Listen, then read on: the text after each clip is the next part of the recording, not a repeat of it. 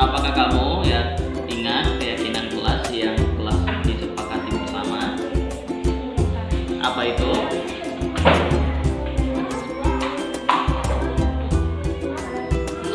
Disiplin kelas. Sekarang apa yang ingin kamu lakukan?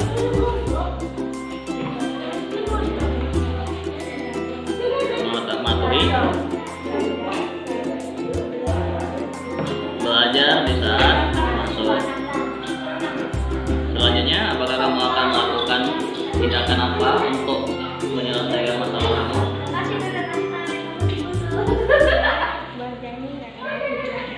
Berjanji tidak akan melakukan.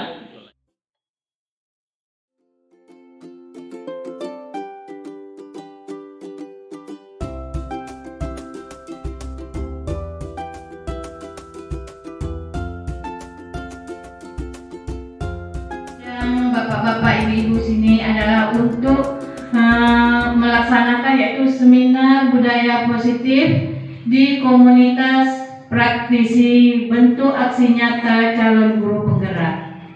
Di sini di Mempura ini mungkin baru satu orang guru penggerak kita yaitu Pak Atra. Semoga yang untuk mendatangnya akan datangnya semoga banyak lagi ya. Mudah-mudahan ibu-ibu dan bapak-bapak semuanya berusaha untuk jadi guru penggerak, karena udah ada pembukaan guru penggerak ya 2 hari yang lewat ya. Udah mulai ya. Jadi saya minta ibu-ibu semuanya dan bapak-bapak semuanya ikutlah jejak Pak Atra ini, karena di guru penggerak ini nanti semua urusan kita cepat ya. Mana tahu ibu-ibu mau jadi kepala sekolah mau apa, jadi semuanya itu sekarang berdasarkan guru penggerak. Semangat ya, jangan Pak Atra sendiri aja, semuanya harus semangat. Mulailah mendaftar ya, karena semuanya ini kita sama ya. Jadi Pak Atra mudah-mudahan Desember nanti selesai. Memang liku-likunya sangat berat, tapi kalau sudah kita jalani, alhamdulillah nanti semuanya akan terlaksana dengan baik. Baiklah, pada pagi hari ini mungkin kita berkumpul di sini tujuannya itu untuk menyelesaikan tugas dari guru penggerak yaitu aksi nyata. Memang semuanya ini telah dilaksanakan. Yang terakhirnya setiap modul ya Pak Atra ya ada aksi nyatanya. Nah, jadi inilah awal aksi nyata yang diapakan sama Pak Atra sebagai guru penggerak pada hari ini. Jadi mungkin untuk selanjutnya akan berlanjut lagi sampailah berapa 7 kali nanti melaksanakan aksi nyata. Ada aksi nyata secara pribadi, ini namanya aksi nyata secara komunitas, jadi seluruh yaitu gugus 2 kita, ya. Kami mungkin kalau gugus 1 itu bagaimana menyemangati kita semua supaya bisa mengikuti ya jejak partai ini ya. Nah, sekarang kita sekolah penggerak sudah ada SD1, sekarang guru penggerak lagi ya. Nah, jadi semoga ibu-ibu semuanya termotivasi dan semua bergerak sesuai dengan keadaan zaman kita sekarang ya. Mungkin hanya itu yang dapat saya sampaikan. Lebih dan kurang saya mohon maaf, dan saya akhiri dengan wabillahi taufiq wal hidayah. Assalamualaikum warahmatullahi wabarakatuh.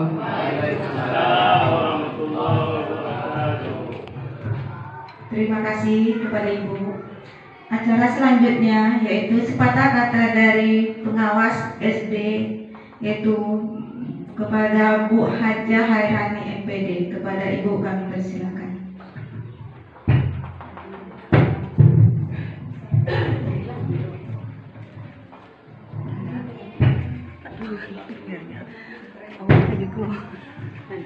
Bismillahirrahmanirrahim. Assalamualaikum warahmatullahi wabarakatuh. Waalaikumsalam warahmatullahi wabarakatuh. Yang sama-sama kami hormati Ibu Kepala SD 08 beserta Bapak Kepala SD 05 yang sudah hadir pada hari ini, serta Bapak Ibu Dewan Guru yang berbahagia. Syukur alhamdulillah kita panjatkan kehadirat Allah Subhanahu wa taala yang mana pada pagi hari ini, kesempatan ini kita masih diberkahi serta taufik serta hidayahnya sehingga kita bisa berkumpul di aula SD 08 ini dalam rangka salah satu kegiatan yang ini menyelesaikan aksi nyata yang diselenggarakan salah satu guru di SD 08. Selawat dan salam tidak lupa pula kita limpahkan kepada junjungan besar Nabi Agung Muhammad sallallahu alaihi wasallam dengan ucapan Allahumma shalli ala sayyidina Muhammad wa ala ali sayyidina Muhammad. Bapak Ibu guru yang kami hormati, di sini kita gugus 2 namanya Selembayung. Selembayung terdiri dari 5 sekolah. Hari ini hadir semua. Mewakili ada semua dari kelas 1 sampai kelas 4. Enggak, cuma mewakili aja, bukan dari kelas 1 kelas 4 ya, yang penting mewakili. Baik kepada Ibu, yang pertama yang ingin saya sampaikan, tolong sampaikan kepada kepala sekolahnya yang tidak hadir pada hari ini masalah kurikulum. Itu yang pertama, karena kurikulum itu adalah jantung sekolah. Nah, kemarin sudah saya sharekan instrumennya dan covernya juga saya sudah sharekan. Dokumennya nanti ada 2, dokumen IKM itu operasional dan dokumen 2013. Jadi dokumen kita ada 2 nanti, jadi terpisah. Kalau untuk IKM khusus untuk kelas 1 dan kelas 4. Nah, untuk 2013 cuman kelas 2, 5, 3 dan 6. Jadi terpisah nih Bapak Ibu. Instrumennya sudah ada. Jadi saya mohon kepada Bapak Ibu, peluang itu terbatas. Mungkin bulan ini atau tahun ini di Kabupaten Siak, mungkin tempat lain pula tahun depannya. Jadi tiap tahun itu tidak ada. Cuma dikasih waktu batas. Jadi kalau kita ada kesempatan, ada peluang, silakan. Ya Bapak Ibu, silakan. Nah, nampaknya kalau saat sekarang ini memang main IT. Jadi tekan-tekan barang tuh sikit, kan gitu. Belajar sedikit-sedikit, itu dia. Jadi kalau saya tak paham, namanya kita belajar, saya juga tak paham. Tahun depan ini mau pensiun, saya tahun depan mau pensiun nih. Makin juga banyak kerjaannya. Nah, jadi selagi kita belum pensiun, selagi kita masih bisa usahakan. Itu. Oh jangan sampai aku udah tua tak bisa lagi. Jangan sampai berkata seperti demikian. Apalagi di sini gugus 2 ini masih muda-muda. Ini untuk kecamatan lain. Saya tidak membanding-bandingkan, jangan pula lagu Farel nanti membanding-bandingkan Bu ya. Saya hanya sekedar mengingat. Nah, Untuk Kecamatan Dayun ada 3 gugus. Gugus 1, gugus 2, dan gugus 3. Yang paling kuat ini gugus 2. Gugus 2 berusaha dia bagaimana untuk menyiapkan kurikulumnya, untuk menyiapkan modul ajarnya. Alhamdulillah tanggal 20 mereka siap. Jadi memanggillah kami sebagai pengawas. Di Kecamatan Dayun ada 3 pengawas. Karena terlalu banyak 22 sekolah di Kecamatan Dayun. Jadi tanggal 20 kami akan memvalidasi kurikulum, kami akan bawa ke sini. Nah, saya ini seperti itu. Jadi ketua berbagilah ilmu kepada kami sehingga baik di dalam KKG maupun apa saja panggil ibu. Apapun ilmu yang didapat dari Pak Atra, berbagilah. Namanya kan berbagi sekarang ini, kan gitu ya Bu. Yang mungkin yang guru yang lain dapat, silakan berbagi di dalam forum kita KKG ini. Apa bisa? Oh kalau kami Bu yang dari SD ini kekurangan kami, mohon bersama-sama, pecahkan bersama. Itu gunanya kita bersama. Mungkin tidak bisa kita terpikirkan, orang lain bisa terpikirkan. Itu guna kita bersama. Oh macam mana model ajar nih? Sama-sama. Yang penting ikuti langkah-langkahnya, komponen-komponennya, selesailah barangnya. Kalau dulu namanya KD, sekarang CP, itu aja yang beda Bu. Sekarang dulu RPP, sekarang modul ajar, itu aja. Ya Bu ya, barangnya itu juga adanya. Mungkin ini yang kami lebih sampaikan, lebih dan kurang mohon maaf. Semoga Pak Atra lancar sampai ke tingkatnya lebih tinggi, lulus untuk Kecamatan Mempura. Wabillahi taufiq wal hidayah. Assalamualaikum warahmatullahi wabarakatuh.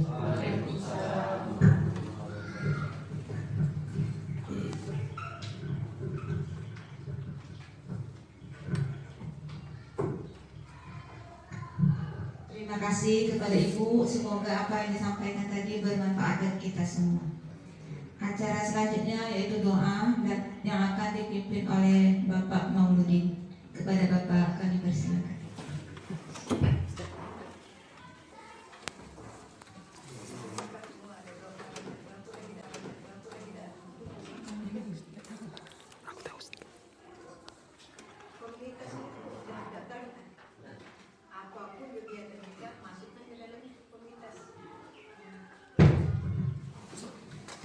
Assalamualaikum warahmatullahi wabarakatuh. Marilah kita bersama menundukkan kepala, mohon doa. Semoga kegiatan kita pada hari ini Allah Subhanahu wa taala. Astaghfirullahalazim allazi la ilaha illa huwal qayyum wa atubu ilaih. Astaghfirullahalazim allazi la ilaha illa huwal qayyum wa atubu ilaih. Astaghfirullahalazim allazi la ilaha illa huwal qayyum wa atubu ilaih. Na'udzubillahi minasyaitonir rajim. Bismillahirrahmanirrahim. Alhamdulillahirabbil alamin wassalatu wassalamu ala asyrofil anbiya'i wal mursalin wa ala alihi wa sahbihi rasulillahi ajma'in. Hamdan syakirin hamdan na'im hamdan yuwafi ni'amahu wa yukafi mazidah. Ya Rabbana lakal hamdu kama yanbaghi li jalali wajhikal karim wa 'azimi sultanik. Allahumma shalli ala sayyidina Muhammad wa ala ali sayyidina Muhammad. Raditu billahi rabba Islam dina Muhammadin nabiyya wa rasulah. Salah tingkah, mohon maaf. Saya akhiri dengan Assalamualaikum warahmatullahi wabarakatuh. Waalaikumsalam warahmatullahi wabarakatuh.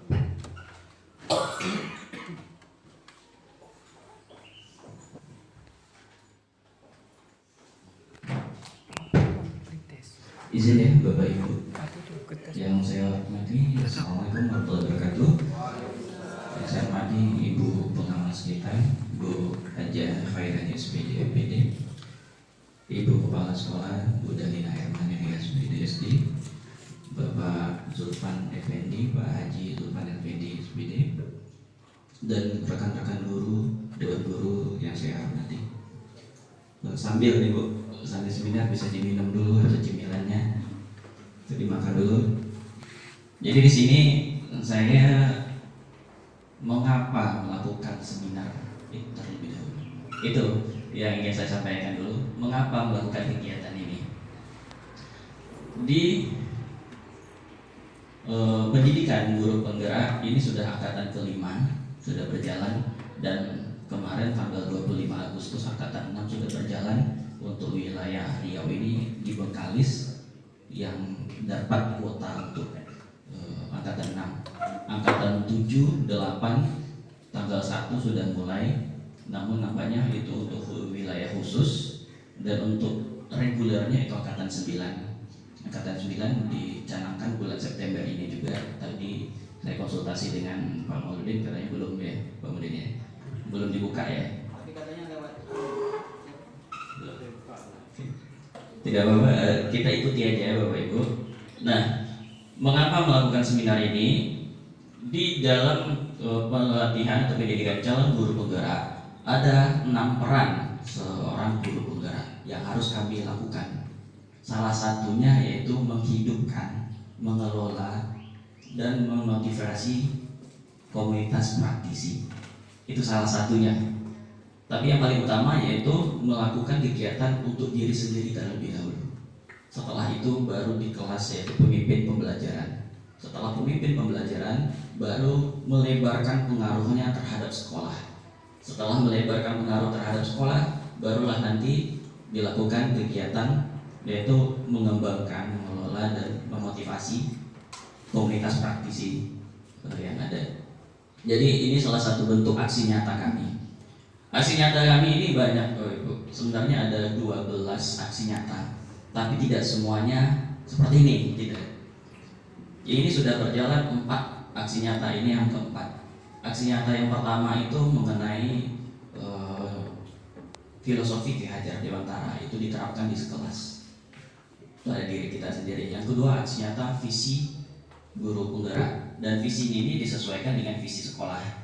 Alhamdulillah pada waktu bulan yang lalu Ibu pengawas kami sudah melakukan perubahan visi sekolah yang selama ini sudah berapa belasan tahun tidak dirubah. Alhamdulillah tahun ini sudah kami rubah sesuai dengan profil pelajar Pancasila.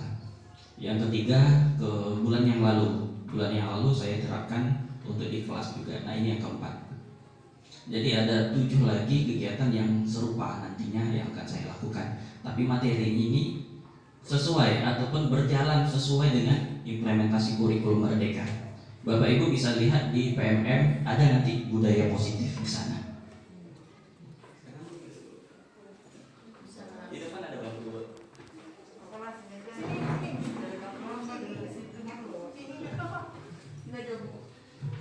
Kami lanjutkan Bapak ya. Jadi seminar ini saya lakukan adalah salah satu bentuk penyebaran atau berbagi di sini di lingkungan guru penggerak. Salah satunya seperti ini. Masih banyak cara yang lain. Seperti di KKG, saya harus berperan di sana. Seperti di sekolah, saya juga harus memberikan pengaruh yang baik. Nah ini salah satunya. Jadi Bapak Ibu tidak usah lihat, wah ini kerjanya banyak di guru penggerak. Jangan lihat itu. Lihat ke depannya, ilmu yang kita dapat banyak. Selama ini saya merasakan bahwasanya beberapa tahun kemudian ada paradigma yang salah. Setelah melakukan kegiatan guru penggerak ini, banyak perubahan-perubahan yang kita hadapi di lingkungan ini. Jadi yang saya naikkan di sini adalah budaya positif. Seminar budaya positif. Bagaimana budaya positif ini di sekolah?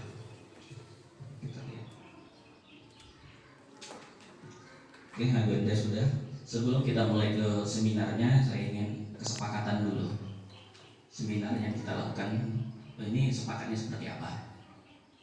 Karena di dalam sebuah kegiatan itu dalam sepakat dulu. Pertama kegiatan itu sepakat kegiatannya apa? Yang seminar ini kayak mana? Waktunya sampai kapan? Terus kegiatannya kalau seandainya ada instruksi seperti apa? Nah itu. Saya minta nih Bapak Ibu gimana?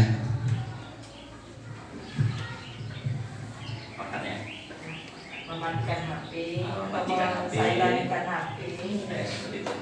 Oke, kita silentkan handphonenya, tidak usah dimatikan. Nanti kalau saya ada yang penting, mana tahu ada kepala sekolahnya nelpon atau memberikan instruksi, ada yang tahu, tetap di silentkan aja. Yang kedua, kalau ada pertanyaan, acungkan instruksi, angkat tangan. Kalau ada yang mau keluar, boleh izin. Terus waktu kita sampai jam berapa? Rencana saya sampai jam 10 kita laksanakan sesuai, semoga. Ini sepakat enggak jam 10 nih? Sepakat. Semoga aja nanti ada kosan. Tapi kalau ada diskusinya lebih ini bisa ditambah boleh? Boleh, oke, boleh ditambah. Alhamdulillah. Kita lanjut yang kedua. Pertanyaan pemantik yang pertama. Bapak lihat, Ibu lihat juga. Pertanyaan seperti ini. Apakah Anda setuju dengan pernyataan ini? Hukuman dapat mendisiplin anak. Benar tidak hukuman itu mendisiplinkan anak? Yang kedua, pemberian hukuman dengan hal positif seperti membaca atau membersihkan halaman sekolah dapat meningkatkan disiplin anak. Terus, memberi penghargaan dapat meningkatkan motivasi belajar anak. Kalau tidak ada penghargaannya bagaimana? Kalau tidak ada hadiahnya bagaimana? Apakah motivasinya tetap naik? Nah, ini yang kita bahas untuk hari ini. Ada disiplin positif, nilai-nilai kebajikan universal yang ada. Nilai-nilai yang seperti apa? Ini yang kita bahas. Yang kedua yaitu keyakinan kelas. Keyakinan kelas ini diterapkan di kurikulum Merdeka. Terus 5 posisi kontrol. Kontrol kita di dalam kegiatan sebagai guru, sebagai pemimpin pembelajaran. Terus yang keempat adalah segitiga restitusi. Inilah budaya baik, budaya positif itu. Ada 4 lagi nih yang saya tidak masukkan, tapi karena memakan waktu yang lama, saya tidak ambil di situ. Semoga aja nanti saya masukkan ke video saya masukkan nanti ke YouTube. Nah, video YouTube ini akan saya sharekan lagi. Jadi semua aksi nyata saya itu saya masukkan ke link YouTube. Satu. Terus disiplin positif. Disiplin positif atau nilai-nilai kebajikan universal. Seperti apa? Bapak Ibu di depan mejanya saya bagikan tadi ada kertas. Kalau ada lihat ada kertas selembar. Bapak Ibu bisa tulis di sana. Coba Bapak Ibu tulis sesuatu yang penting menurut Ibu, yang sangat penting rasanya. Silakan tulis terus genggam. Ayo coba. Silakan tulis Bapak Ibu. Ada kertas, kalau yang nggak ada bisa berbagi.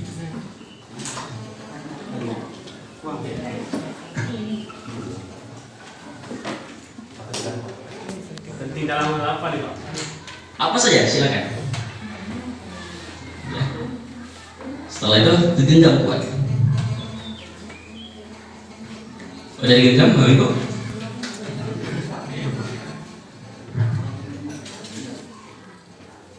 Apa saja selain boleh kekayaan, boleh keluarga, atau apa saja yang penting menurut Ibu atau Bapak.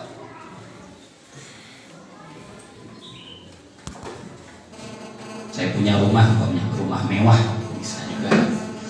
Saya punya keluarga ini adalah sesuatu yang penting, saya genggam. Nah, kita coba. Nah, sekarang coba genggam.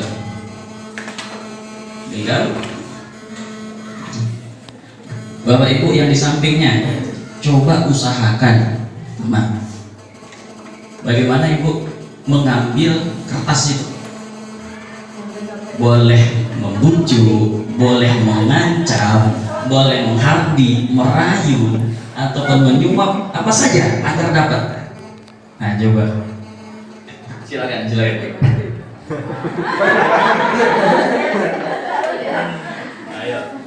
Ayo maju. Ayo, boleh dirayu, boleh suap. Nah, itu adalah hal yang berharga. Berharga menurut Ibu. Kalau menurut Ibu berharga, apakah Ibu mau ngasih? Silakan. Kalau Ibu mau ngasih, kenapa nanti? Ayo coba. Silakan. Ayo berdua. Bu Lis, ini samping. Ada doa Esma kosong tuh. Ayo berdua.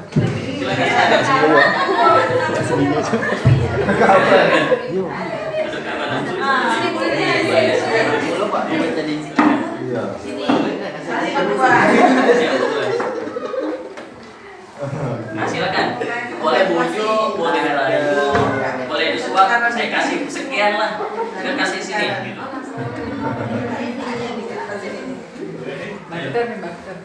Pak Anugrah dengan Pak siapa?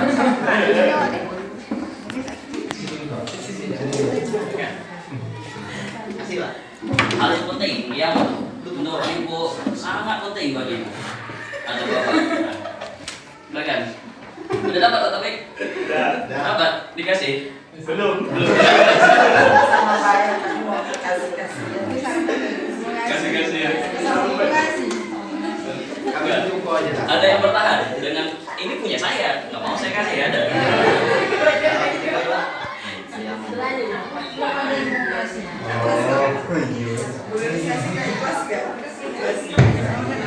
Ayo satu. Ada? Udah? Oke. Coba satu orang. Saya ingin coba orang yang sudah melaksanakan tadi. Pak Taufik, Pak Mauludin udah tadi. Coba saya kasih brief nih, gimana? Ngatik gitu tak ada hitam putih. Satu kue Pak. Ada perjanjian lah. Karena barang hamil ini tentu ada hitam putih. Silakan. Dia ini Pak. Silakan kalau seandainya saya beri apa tadi, teman Bapak mau mengambil itu, bagaimana caranya? Dan Bapak punya sesuatu yang penting. Ini ya, yang penting nih. Oke. Kalau mau, mereka dia mau. Kalau seandainya Bapak mau ngasih, kenapa? Kalau tidak, kenapa? Itu yang penting bagi Bapak gitu. Coba silakan. Jadi barang berharga saya telah saya kasih karena saya menganggap ini penting untuk saya dan penting untuk semuanya. Nah, jadi dia patah untuk berbagi. Boleh tahu apa itu Pak? Kalau saya yang paling berharga itu jiwa yang sehat dan hati yang selalu bersyukur. Masya Allah. Ada satu lagi, satu lagi. Ayo sampai. Ayo. Iya. Pak Ibu mau kasih.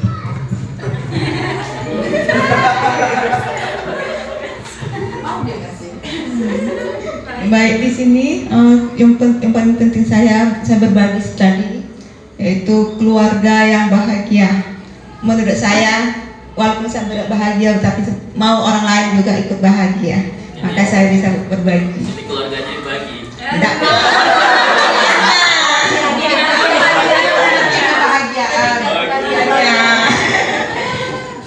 Terima kasih Pak. Jadi jangan cerita curhat duka saja.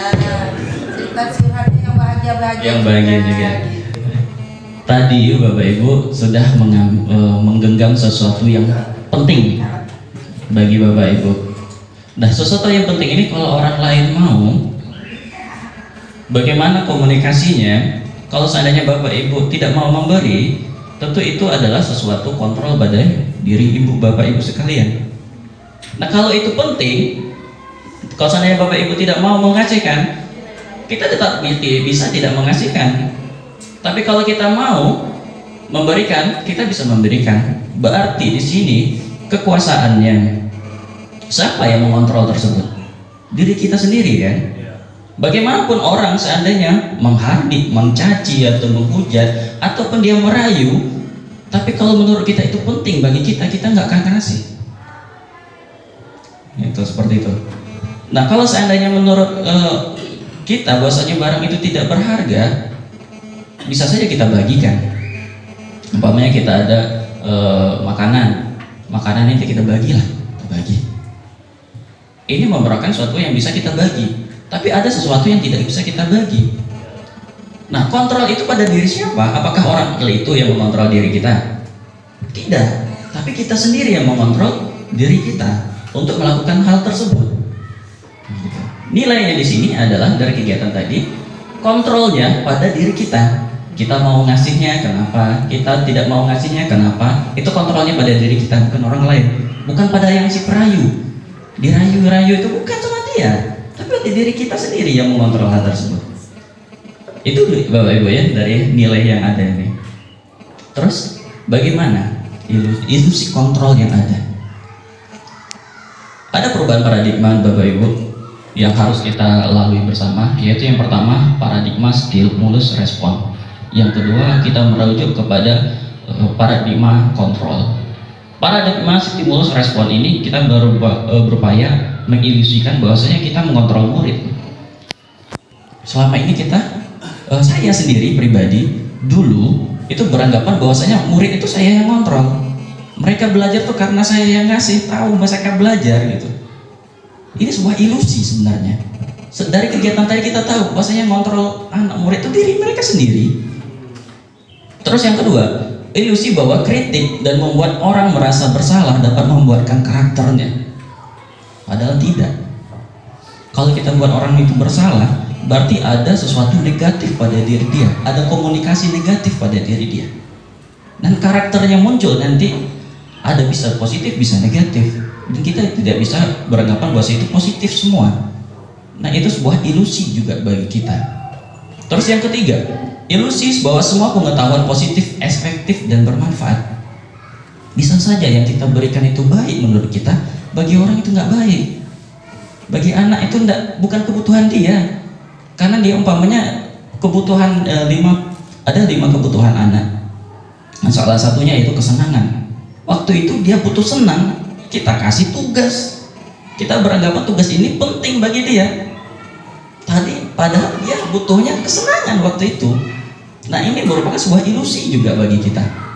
Ketiga, yang keempat, bahwasanya kita memiliki tanggung jawab kepada anak. Kita punya hak untuk memberikan pembelajaran kepada anak. Tapi kalau kontrolnya pada diri anak bagaimana? Nah, ini sebuah ilusi juga. Seperti apa sebenarnya kontrol itu? Pertama, stimulus respon yang selama ini kita memberikan stimulus, ada respon dari anak. Contoh, kita mencoba mengubah arah orang agar berpandangan sama dengan kita. Tapi kalau teori kontrol ini gimana? Kita berusaha memahami pandangan orang lain tentang dunia. Sudah paham kita tentang mereka, baru kita ajak. Yang kedua, perilaku buruk dilihat sebagai suatu kesalahan. Sering kali kita melihat anak-anak itu kalau seandainya perilakunya buruk, itu salah. Padahal semua perilaku itu ada tujuannya.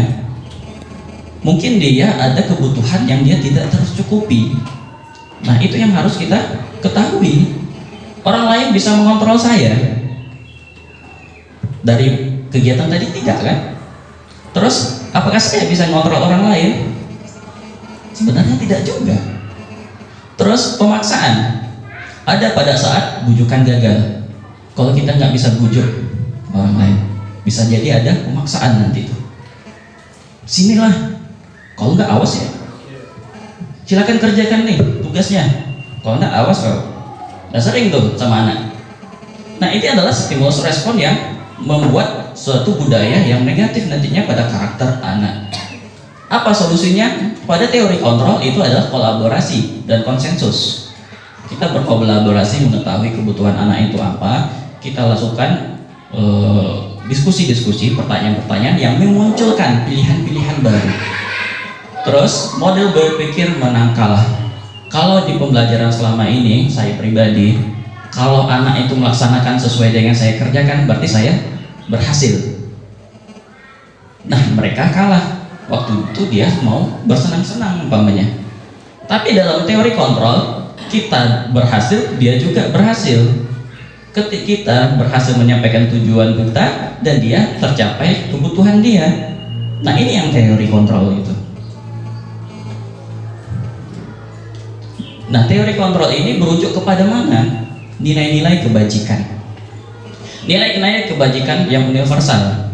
Kita lihat dari beberapa organisasi. Yang pertama ada dari IPO, Primary Year Program atau PYP. Nilai kebajikannya ada toleransi, rasa hormat, integritas, mandiri. Nah, itu ada pada mereka.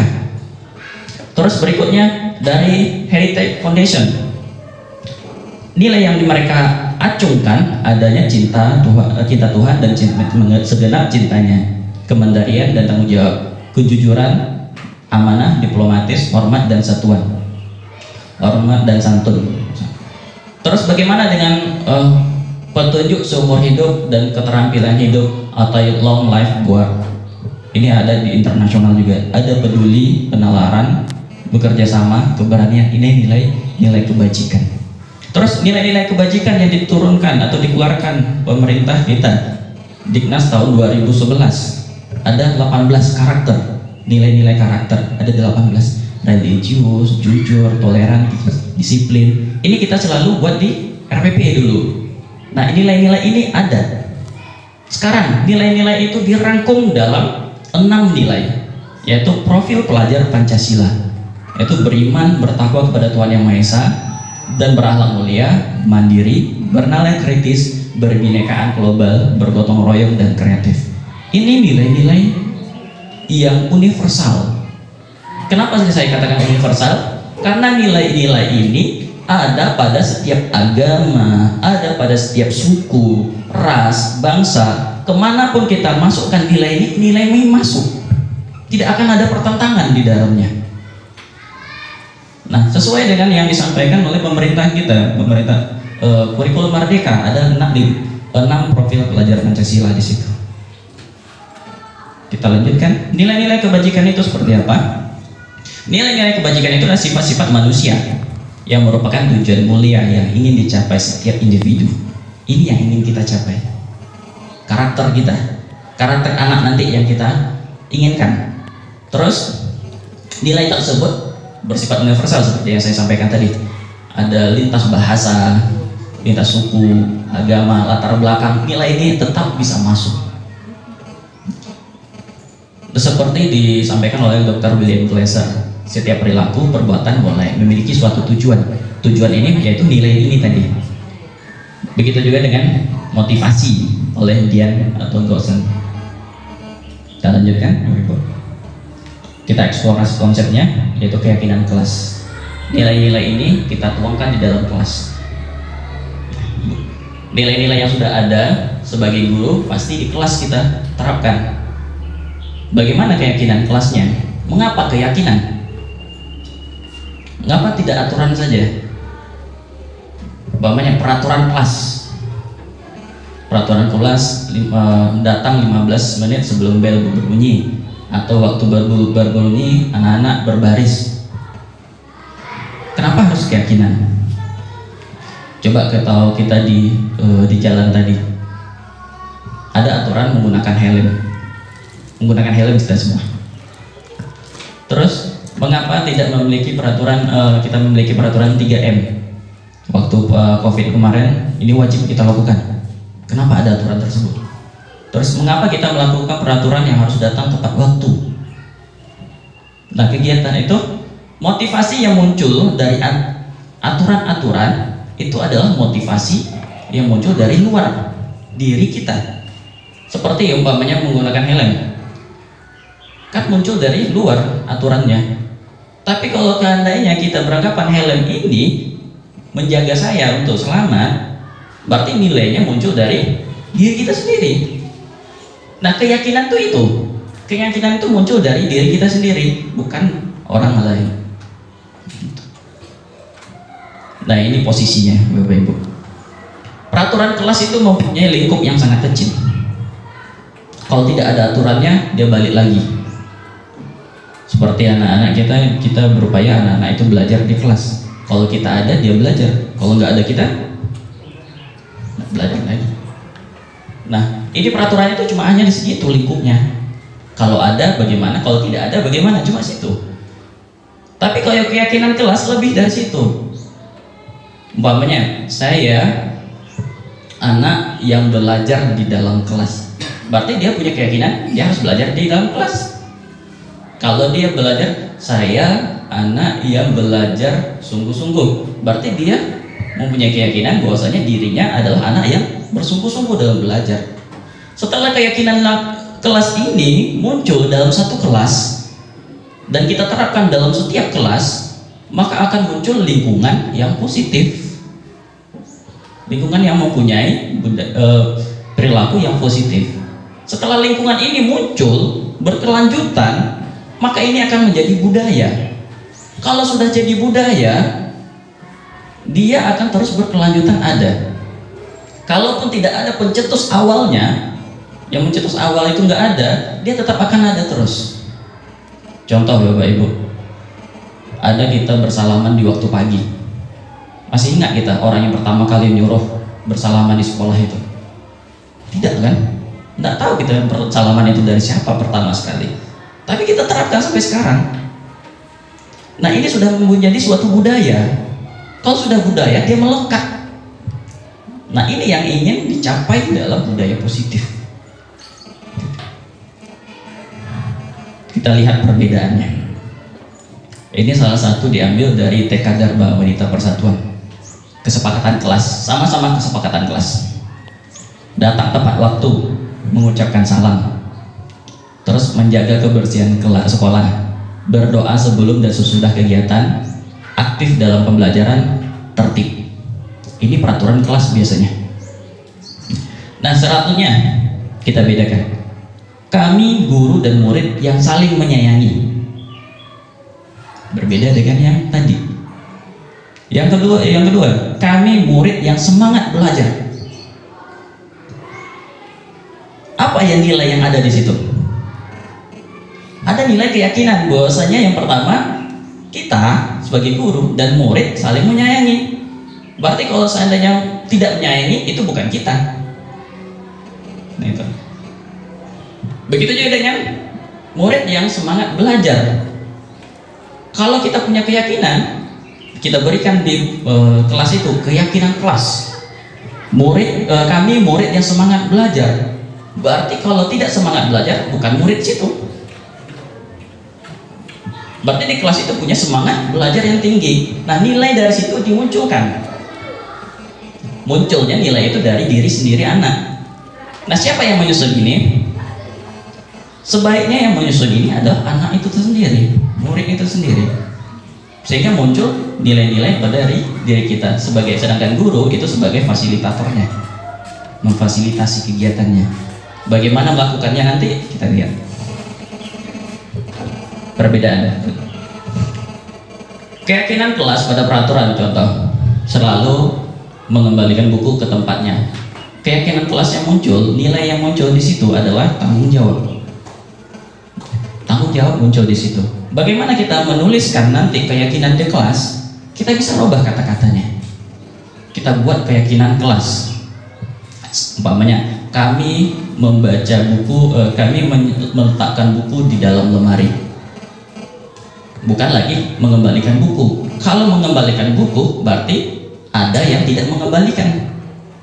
Tapi kalau seandainya kita buat, kami meletakkan buku di dalam lemari, berarti tidak ada yang meletakkan di luar. Nah ini keyakinan yang kita harus terapkan. Berikutnya itu dilarang mengganggu orang lain. Nilai yang muncul nanti adalah menghormati orang lain. Terus hadir di sekolah 15 menit sebelum pembelajaran dimulai. Ada komitmen di sana. Terus dilarang melakukan kekerasan. Itu ada menghormati orang lain. Dilarang menggunakan narkoba. Ada nilai kesehatan di sana. Jadi nilai-nilai ini ada dalam setiap kegiatan. Nah ini yang kita tuangkan dalam nilai-nilai kebajikan. Kata-katanya bagaimana? Kita bisa merubah katanya sesuai dengan keyakinan kelasnya. Nah tadi kita sudah